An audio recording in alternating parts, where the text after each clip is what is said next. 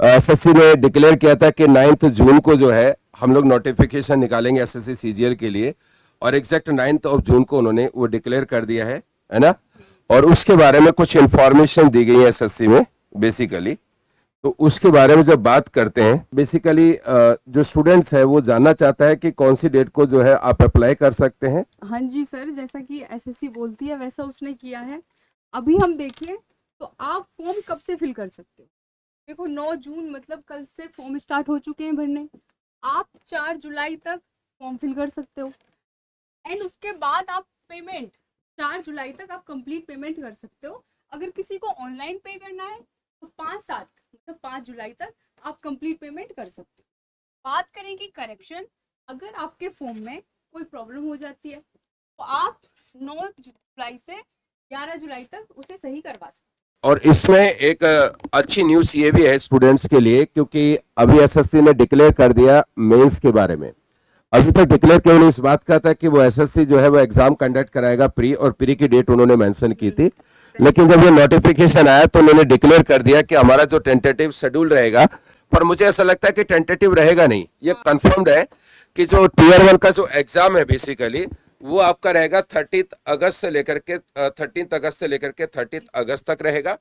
और इन्होंने कहा कि जो टीयर 2 जो है ये बेसिकली एग्जाम जो होगा वो आपका दिसंबर 2025 को होगा। लेकिन अभी डेट मेंशन नहीं की है बेसिकली इन्होंने ना। हाँ, बस टाइम दे दिया है सर। टाइम दे दिया। अच्छा, इसमें मैम एक बात बताइए कि जो नंबर ऑफ टोटल वैकेंसीज है एसएससी, तो उसके बारे में आपका क्या कहना है, मतलब कितना डिक्लेयर किया है इन्होंने। 14,582 वैकेंसी निकाली है, जो कि अभी कंफर्म नहीं है, टेंटेटिव है। इसके बाद अदर जो वैकेंसी है वो ऐड हो सकती है, ये कंफर्म नहीं है कि 14,582 है। इससे आगे बढ़ेंगी वैकेंसी, इतना कंफर्म है। हाँ, उसका रीजन मैं आपको बताऊं कि ऐसा क्यों है। क्योंकि जब प्री का एग्जाम हो जाएगा तो बहुत सारी पोस्ट ऐसी होती है कि जहां पर अपडेट किया जाता है कि हमें डिपार्टमेंट में इतने नंबर ऑफ पर्संस की रिक्वायरमेंट है ना।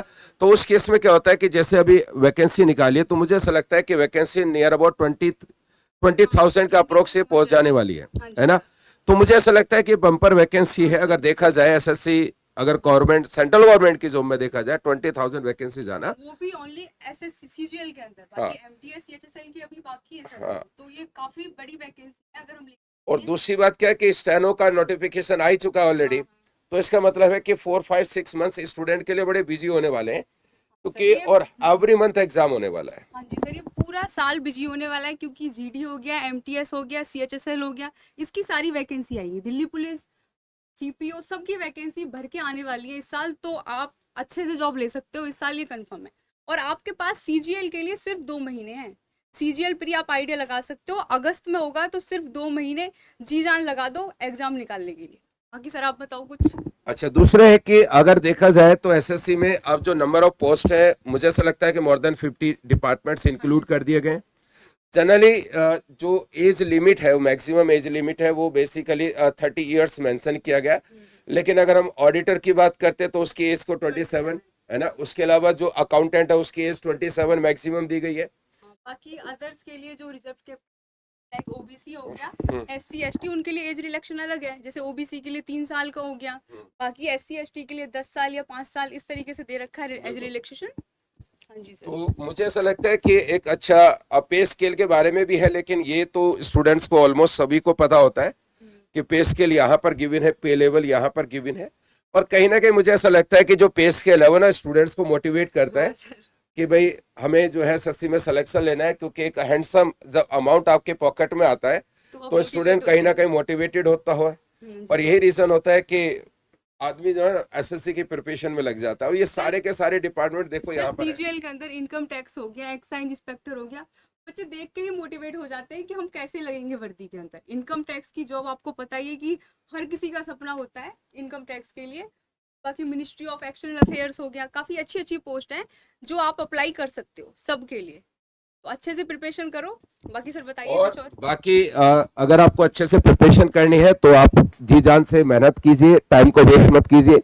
और एक प्रयास का जो यूट्यूब चैनल है उसको जरूर सब्सक्राइब करें, क्योंकि यहाँ पर आगे जो रणनीति तैयार होगी, जो हम लोग स्ट्रेटजी लेकर के आ रहे हैं वो एसएससी सीजीएल के लिए 2 मंथ्स के लिए बेहतरीन कंटेंट लेकर के आएंगे और ये सारा का सारा कंटेंट जो है वो एग्जाम ओरिएंटेड रहेगा। हाँ बिल्कुल एक्स्ट्रा कुछ भी नहीं कराएंगे, जो एग्जाम ओरिएंटेड है बिल्कुल उसी को। और कुछ दूसरी बात है कि मैम का जो आपका करंट का जो चल रहा है सेशन, इसके अलावा भी मैम स्टैटिक जीके का भी पार्ट लेकर के आ रही हैं और उसके अलावा और भी बहुत सारी हाँ, इंफॉर्मेशन जैसे मैम 10 मिनट शो हो गया, उसके अंदर हम सीएम गवर्नर्स इस तरीके से जो इंडेक्सेस हो गए, इन सब चीज़ों को हम कवर करेंगे 10 मिनट शो के अंदर। बाकी स्टैटिक का पोर्शन आप लोगों का अलग चलेगा और करंट तो आपका चल ही रहा है।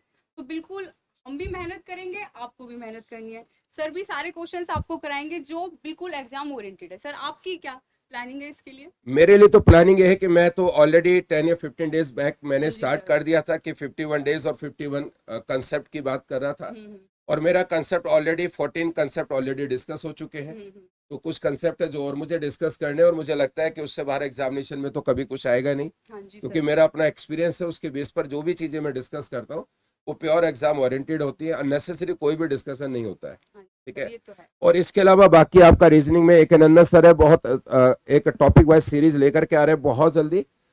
उसके अलावा आपका जीएस में है शिवम सर है, निहारिका मैम है और भी बहुत सारे, जैसे आपके रिजवी सर है ना, मैथ्स के लिए। मैथ्स के लिए एक्स्ट्राऑर्डिनरी है ना।